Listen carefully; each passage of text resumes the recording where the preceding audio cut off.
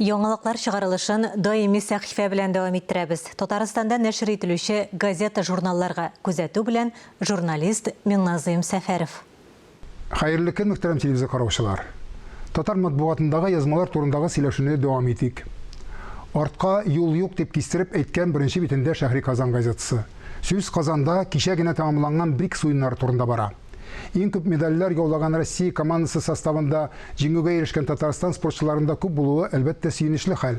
Әмма иң зур казанышыбыз Казан тагын бер мәртәбә дөнья күләм спорт уеннарын югары дәрәҗәдә үткәрә алуын раслады. Казанда сукбай адәмнәргә планлы медицина ярдәме күрсәтү мөмкинлеге юк икән.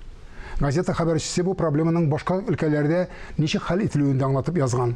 Әйе, моңарчы йорт-җирсез, эшсез калган андый затларның тамагын туйдырып, йокларга урыннар әзерләп бирү үз-үзенә төшкән иде.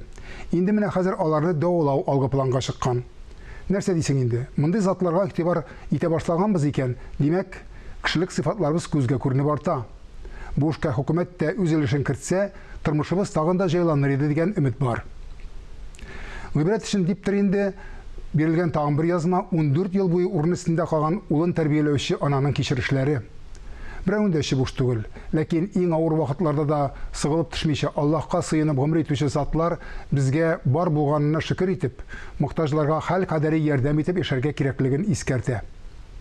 Ватаным Татарстан газетасы да дөнья күләмендә БРИКС уеннар турындагы язманы беренче битенә чыгарып биргән. Күңелгә кереп калган шул уенда Россия командасына 5 медаль яулап биргән 19 яшьлек Татарстан спортчысы, спорт гимнастикасы буенча Россиянең абсолют чемпионы Даниил Маринов белән ихлас әңгәмә. Милләте белән болгар булган егет Казан мәктәбендә укыган, татар телен өйрәнгән, яттан татарча шигырьләр сөйли.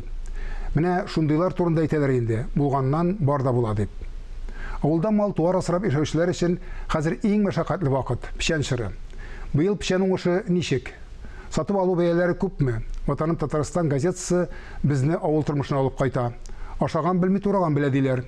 Авылда мал асраучыларның хәлен чамалыйм дисәң, язмада китерелгән печән бәяләренә күз салуда җитә.